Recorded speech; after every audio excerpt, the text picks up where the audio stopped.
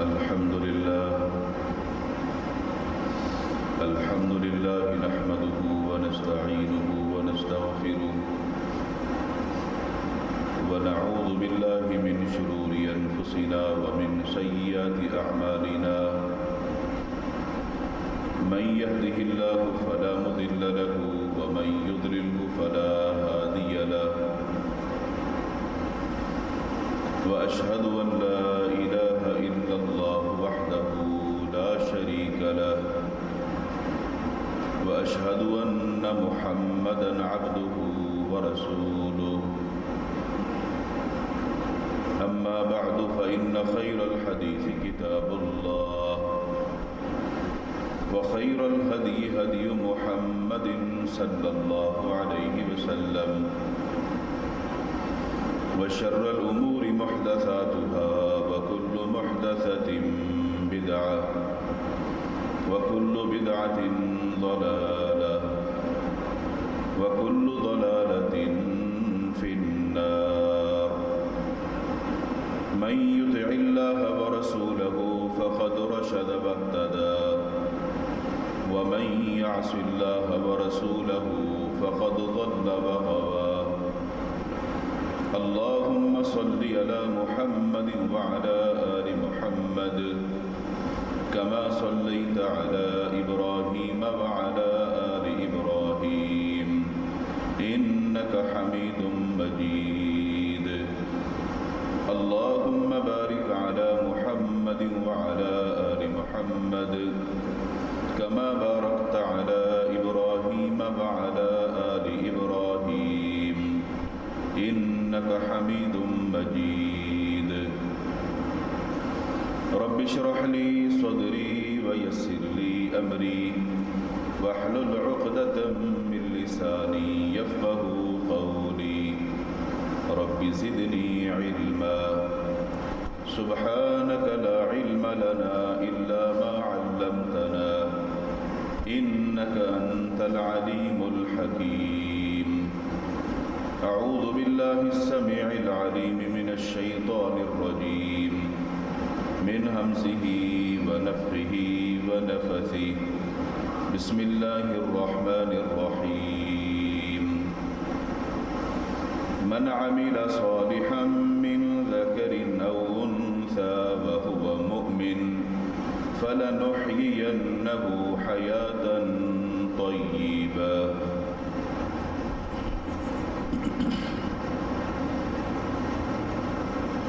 ہر قسم کی حمد و ثنا کبریائی بڑائی اللہ وحدہ لا شریک خالق کائنات مالک ارض و سما کے لیے درود و سلام ہوں امام الانبیاء ہادی رہبر و رہنما احمد مجتبی جناب محمد الرسول اللہ صلی اللہ علیہ وآلہ وسلم کی ذات اقدس پر جن کو اللہ رب العالمین نے اس کائنات کے لیے رحمت للعالمین بنا کر مبعوث فرمایا۔ حضرات گرامی، ماہ مقدس رمضان المبارک اپنے آخری عشرے میں قدم رکھ چکا ہے اور بڑی ہی تیزی کے ساتھ اپنے سفر کے آخری مراحل کو طے کر رہا ہے۔ ان 20 دنوں میں ہم نے کیا حاصل کیا، ہم نے کیا نیکیاں کی، اس ماہ مقدس میں کرنے کے کیا کیا کام ہیں، اس پر کچھ باتیں گزشتہ جمعہ آپ نے سنی تھی اور کچھ باتیں آج کی گفتگو کا حصہ ہیں۔ یہ ماہ مقدس دراصل تربیت کا مہینہ ہے، اصلاح کا مہینہ ہے، اپنے اندر کچھ نہ کچھ تبدیلی کا مہینہ ہے، اپنی کمیاں کوتاہیاں لغزشیں اللہ تعالیٰ سے ان کو معاف کروانے کا مہینہ ہے۔ اس میں ہم کون کون سے کام کر سکتے ہیں جن پر توجہ بھی ہونی چاہیے اور وہ تبدیلی مستقل طور پر ہونی چاہیے۔ گزشتہ جمعے کے بعد آج کی گفتگو شروع کرتے ہیں۔ 8ویں نمبر پر کرنے کا کام یہ ہے، آپ سے کوئی بھی شخص مسلمان اگر ناراض ہے، لڑائی ہو گئی تھی، جھگڑا ہو گیا تھا، غصے کا معاملہ ہو گیا تھا، پہلی فرصت میں حقوق العباد کے معاملے کی نزاکت کو سامنے رکھتے ہوئے صلح کی کوشش کریں۔ آپ بظاہر کتنے ہی متقی کیوں نظر نہ آئیں، لیکن اگر دل صاف نہیں ہے تو یہ تقوی کسی کام کا نہیں ہے۔ اگر کوئی برتن صاف نہ ہو اور جو چیز اس میں آپ ڈالنا چاہتے ہیں وہ کتنی ہی خالص کیوں نہ ہو، وہ گندا برتن اس چیز کی قدر و قیمت کو ختم کر دے گا اور لوگ اس کو پسند نہیں کریں گے۔ ہمارا دل کیونکہ ایمان کا مرکز ہے، اس میں ایمان ہوتا ہے، اس میں تقوی ہوتا ہے، اور یہ تقوی اور ایمان اس دل کے اندر اسی وقت مضبوط ہوتا ہے جب ہم اپنے دل کو پاکیزہ رکھیں گے۔ کسی مسلمان کے متعلق دل میں کوئی ناراضگی، کوئی غصہ، کینہ، بغض اور عداوت بالکل نہیں ہونی چاہیے۔ رسول اکرم صلی اللہ علیہ وسلم کا فرمان، ابو ہریرہ رضی اللہ تعالی عنہ اس حدیث کے راوی ہیں، امام مسلم رحمہ اللہ نے صحیح مسلم میں اس روایت کو ذکر کیا۔ آپ نے ارشاد فرمایا، ہر پیر کے دن اور جمعرات کے دن لوگوں کے جو اعمال ہیں وہ اللہ کے ہاں پیش کیے جاتے ہیں اور جنت کے دروازے بھی کھولے جاتے ہیں۔ اللہ تعالیٰ اپنے بندوں کے اعمال کو فرشتوں سے قبول فرماتا ہے۔ ہر اس شخص کو معاف کر دیا جاتا ہے جس نے شرک نہ کیا ہو۔ اللہ ان کے گناہوں کو لے لیتا ہے، ان لوگوں کے گناہوں کو برقرار رکھا جاتا ہے، ان کی نیکیوں کو اسی طرح رکھا جاتا ہے، کچھ بھی قبول نہیں کیا جاتا۔ نہ ہی فرشتے جو عمل لے کر جاتے ہیں اللہ تعالیٰ ان کو قبول کرتا ہے، چاہے ان کے عمل کتنے ہی اچھے کیوں نہ ہوں، ان کے پلڑے میں کتنی ہی نیکیاں اور گناہ کیوں نہ ہوں، اللہ تعالیٰ ان بندوں کے عملوں کو نہیں دیکھتا، حکم دیتا ہے ان کو فی الحال روک دو اس وقت تک کہ جب تک یہ آپس میں اپنی ناراضگی کو ختم کر کے صلح نہیں کر لیتے، میں ان بندوں کے عملوں کو قبول نہیں کروں گا۔ اس وقت تک وہ عمل رکے رہتے ہیں اور فرشتوں سے اللہ تعالیٰ وہ قبول نہیں کرتا۔ اس موقع پر رسول اکرم صلی اللہ علیہ وسلم کی اس مشہور حدیث کو اپنے سامنے رکھیے جس میں آپ نے مفلس کا ذکر کیا کہ میری امت کا سب سے غریب آدمی وہ ہوگا کہ جو قیامت کے دن اس حال کے اندر آئے گا کہ بہت ساری نیکیاں کمائی ہیں، بڑی اس بندے نے محنت کی ہے، مگر دنیا میں اس نے لوگوں کو بھی نہیں چھوڑا، ظلم و زیادتی کی انتہا کی ہے، قیامت کے دن اپنی نیکیوں کا بدلہ لینے کے لیے آئے گا، مگر دنیا میں لوگوں پر جو ظلم و زیادتیاں کی تھیں انصاف نہیں ملا تھا۔ قیامت کے دن اللہ کی عدالت میں انصاف ایسا ہوگا، اس بندے کی نیکیوں کو ان مظلومین کے اندر تقسیم کر دیا جائے گا، نیکیاں ختم ہو جائیں گی، مظلومین باقی ہوں گے، ان مظلومین کے گناہوں کو اٹھا کر اس بندے پر لاد دیا جائے گا اور اس کو جہنم کی طرف روانہ کر دیا جائے گا۔ یہ معاملہ ہے حقوق العباد کا۔ پہلی فرصت میں اس ماہ مقدس سے فائدہ اٹھاتے ہوئے اپنی اصلاح کے لیے اپنے دل کی اصلاح کیجیے۔ ایسا نہ ہو کہ ہم خوش ہوں کہ ہم نمازیں بھی پڑھ رہے ہیں، ہم روزے بھی رکھ رہے ہیں، ہم قرآن مجید کی تلاوت بھی کر رہے ہیں، مگر دلوں کے اندر وہی کدورتیں ہوں، نفرتیں ہوں، کینہ ہو، عداوت ہو، بغض ہو، حسد ہو، تو یہ نیکیاں کسی کام کی نہیں ہیں۔ اپنے اصلاح کی ضرورت ہے، اپنے آپ کو بدلنے کی ضرورت ہے۔ 9ویں نمبر پر نماز کے لیے اپنے گھر سے وضو کر کے نکلنا۔ آپ مسجد کی طرف نماز کے لیے آتے ہیں، اپنے گھر سے وضو کر کے اگر آتے ہیں تو رسول اکرم صلی اللہ علیہ وسلم نے ارشاد فرمایا، ابو امامہ رضی اللہ عنہ کی روایت امام احمد نے اپنی مسند میں ذکر کیا، آپ نے فرمایا جو شخص جماعت کے ساتھ نماز پڑھنے کے لیے اپنے گھر سے وضو کر کے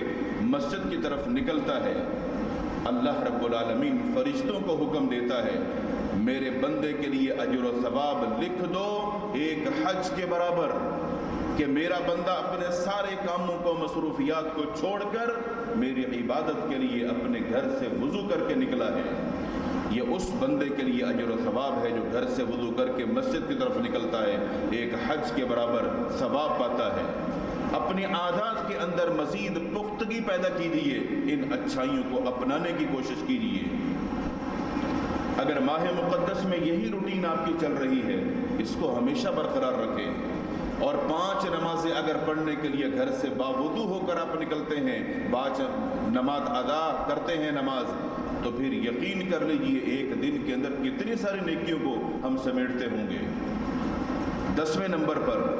ایمان اور احتساب۔ اس ماہ مقدس کے تعلق سے رسول اکرم صلی اللہ علیہ وسلم نے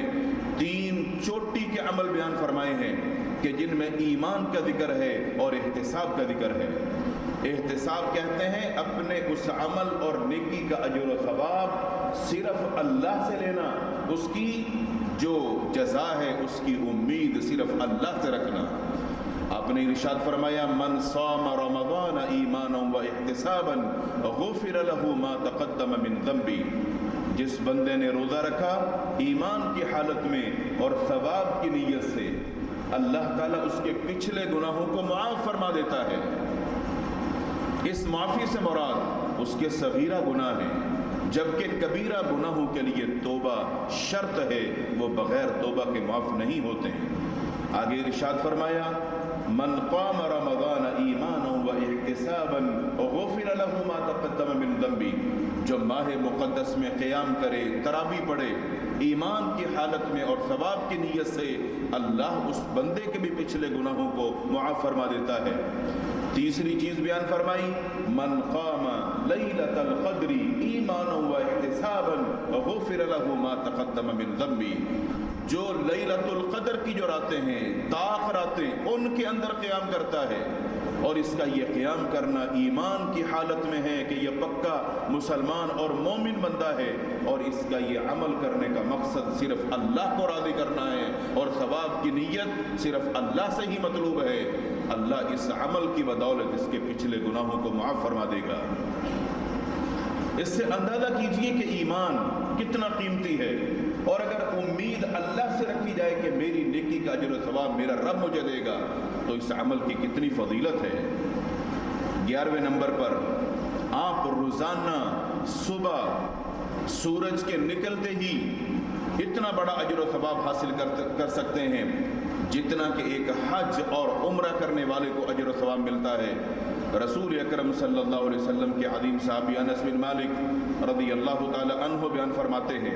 امام ترمذی رحمہ اللہ نے جامع ترمذی میں اس روایت کو ذکر کیا، آپ نے ارشاد فرمایا کہ جو شخص فجر کی نماز جماعت کے ساتھ پڑھے اور پھر اللہ کی عبادت یا ذکر و اذکار کے اندر اپنے آپ کو مشغول کر دے، یہاں تک کہ وہ ذکر و اذکار کے اندر مصروف رہا کہ سورج نکل آیا، اور سورج کے نکلنے کے بعد صرف 2 رکعتیں اشراق کی نماز کی پڑھتا ہے، اس بندے کو اللہ تعالیٰ ایک حج اور عمرے کا ثواب عطا فرماتا ہے۔ اس ماہ مقدس کے اندر کیونکہ ہر بندہ اس وقت جاگ رہا ہوتا ہے اور عام دنوں میں بھاگا دوڑی کا معاملہ ہوتا ہے، ان ایام سے فائدہ اٹھاتے ہوئے ان کاموں کو کرنے کی کوشش کریں اور اپنی اولاد کو بھی یہ عمل بتائیں تاکہ وہ بھی بیش بہا نیکیوں کو حاصل کرنے والے بن جائیں۔ 12ویں نمبر پر مسجد کے اندر ہونے والے جو درس کے پروگرام ہیں،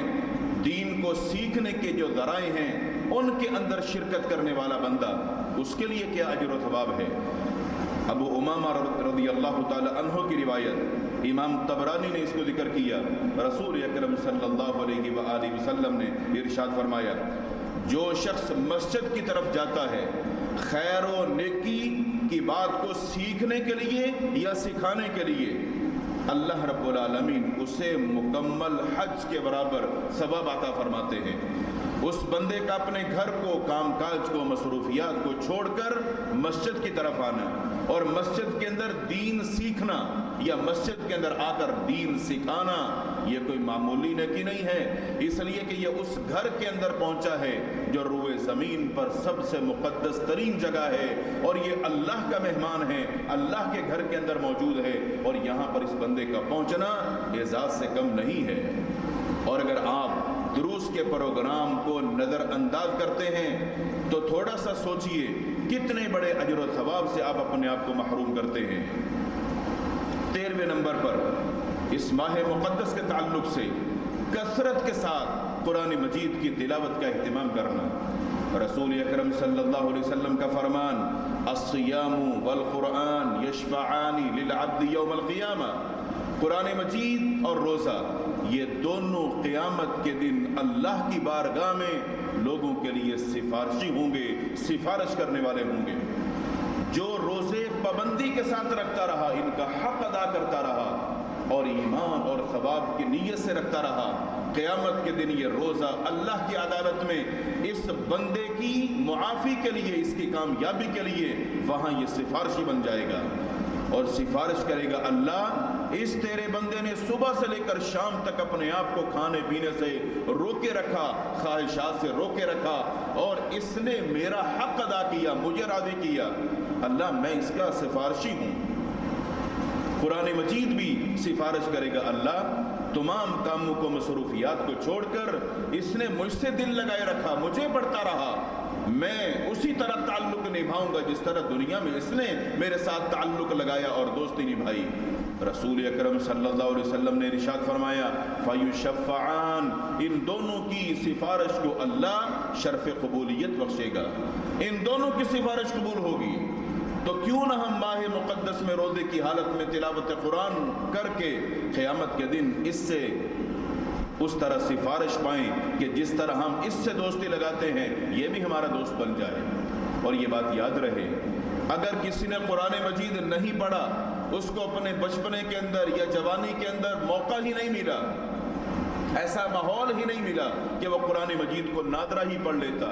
وہ اپنا دل چھوٹا نہ کرے، اب بھی وہ پڑھ سکتا ہے، مگر اب بھی اگر نہیں پڑھ پاتا تو رسول اکرم صلی اللہ علیہ وسلم نے ایک ایسا طریقہ بتایا، وہ شخص جو قرآن مجید نہیں پڑھ سکا وہ بھی اتنا ہی اجر و ثواب حاصل کر سکتا ہے جتنا قرآن مجید کی تلاوت کرنے والے حاصل کر سکتے ہیں۔ آپ نے ارشاد فرمایا، قرآن مجید کی عظیم سورت ہے سورۃ الاخلاص، اگر کوئی شخص اس کو ایک مرتبہ پڑھتا ہے اس کو 10 پارے قرآن مجید تلاوت کرنے کے برابر اللہ تعالیٰ اجر و ثواب عطا فرماتا ہے۔ ایک دفعہ سورۃ اخلاص پڑھنا ثلث قرآن کے برابر ہے، قرآن کے تیسرے حصے کے برابر ہے۔ قرآن مجید کے 3 حصے ہیں اور 30 پارے، اگر کوئی ایک دفعہ پڑھے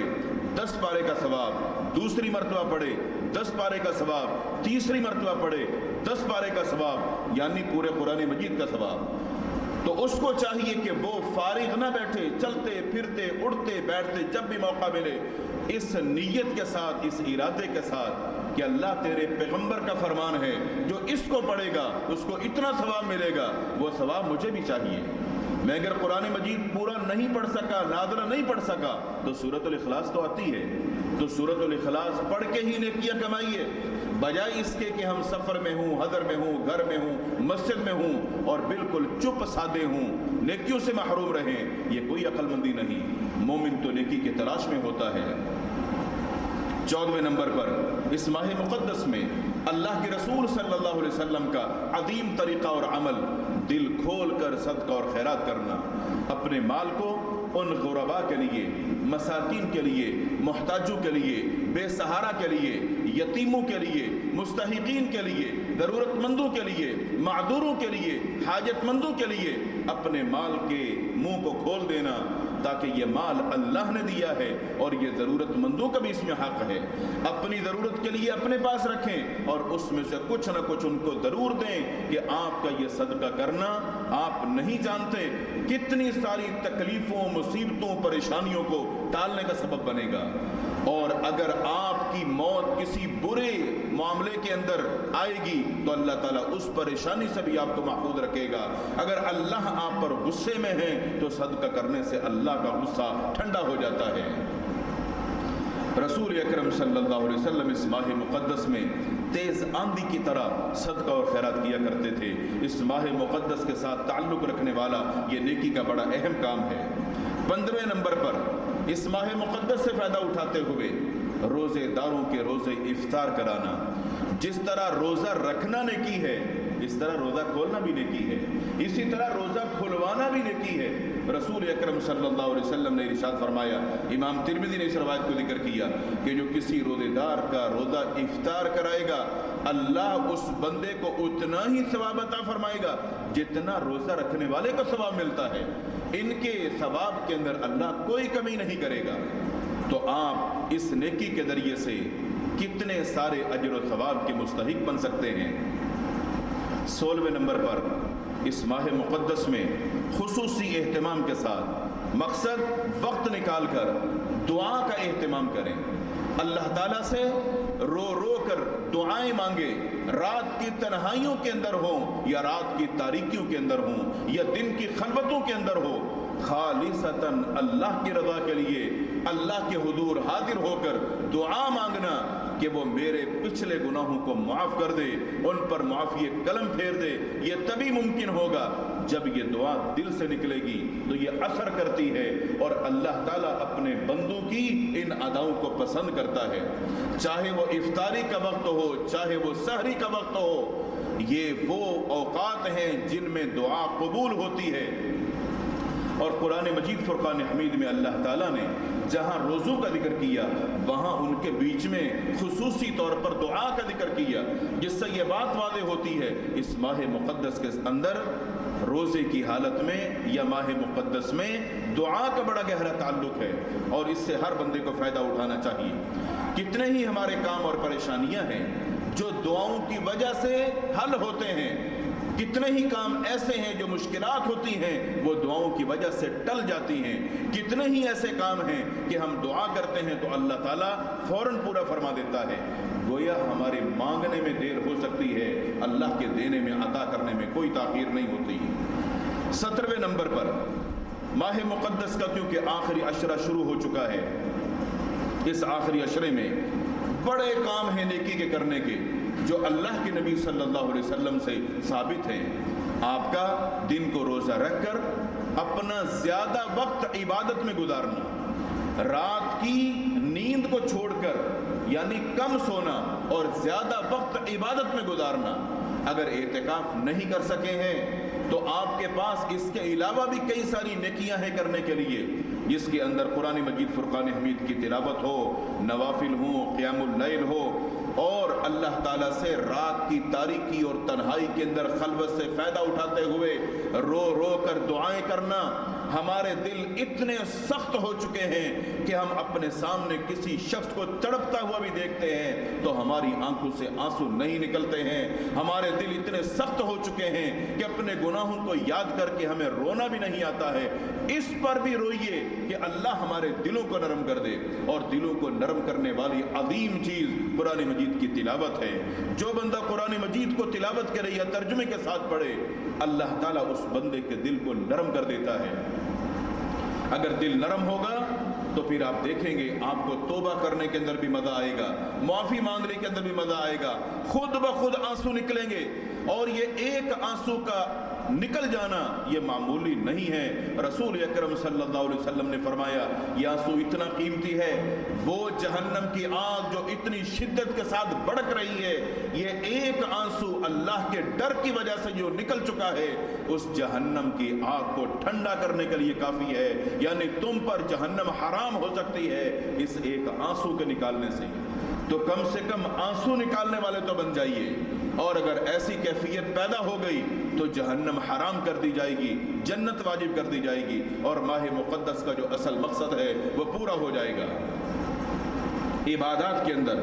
18ویں نمبر پر تمام کی تمام نمازیں پابندی کے ساتھ جماعت کے ساتھ ادا کریں۔ اگر ابھی تک پابندی نہیں ہوئی تو پابندی شروع کر دیں۔ آپ کی ساری نمازیں پابندی کے ساتھ جماعت کے ساتھ ہونی چاہیے۔ رسول اکرم صلی اللہ علیہ وسلم نے صحابہ کرام کی موجودگی میں ایک درخت کی ٹہنی کو اٹھایا جو سوکھ چکی تھی، پتے ساتھ لگے ہوئے تھے، آپ نے اٹھا کر اس کو یوں ہلایا اور جھاڑا، وہ سارے پتے زمین پر گر گئے۔ فرمایا میرے صحابہ دیکھو،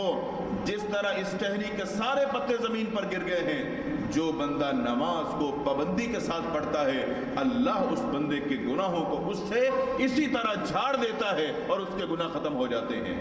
اگر ہمارے گناہ ان اعمال کے ذریعے سے ختم ہو جائیں تو اور کیا چاہیے۔ 19ویں نمبر پر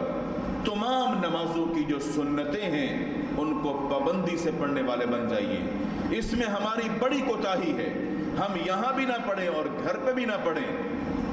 اپنے آپ کو دھوکے میں رکھیں۔ یہ کہاں کی صداقت اور کہاں کی انسانیت ہوگی۔ رسول اکرم صلی اللہ علیہ وسلم کا فرمان، جو ایک دن کے اندر 12 رکعتیں ادا کرے اللہ اس کا گھر جنت کے اندر بنا دیتا ہے، اور یہ 12 رکعتیں سنن موقدہ ہیں۔ ان 12 رکعتوں کو کبھی بھی نہ چھوڑیے، ان کو پڑھنا اپنی عادت بنا لیجئے اور معمول بنا لیجئے۔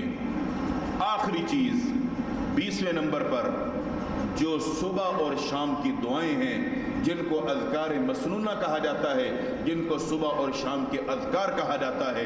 جو ایک مومن کے لیے اس دنیا کے اندر اللہ کی طاقت کے بعد سب سے بڑا ہتھیار ہے۔ اللہ نے ان میں وہ تاثیر رکھی ہے کہ صبح شام کے اذکار کرنے والا بندہ بڑی سے بڑی تکلیفوں، مصیبتوں، مشقتوں، بیماریوں، آفتوں کے اندر مبتلا ہونے سے بچ جاتا ہے۔ یہ اتنی پر اثر دعائیں ہیں صبح اور شام کے اذکار کہ اللہ تعالیٰ ان کے ذرائع سے اس بندے کو کس طرح اپنے حفظ و امان کے اندر رکھتا ہے۔ یہ ہے ماہ مقدس میں پابندی کے ساتھ کرنے کے کام۔ اگر اس ماہ مقدس میں پابندی ہوگی تو اس کے بعد بھی شاید ہماری زندگی میں یہ چلتے رہیں گے۔ اللہ تعالیٰ سے دعا ہے اللہ تعالیٰ ہم سب کو دین سیکھنے، سمجھنے، اپنی اصلاح کرنے اور عمل کرنے کی توفیق عطا فرمائے۔ وآخر دعوانا الحمدللہ رب العالمین۔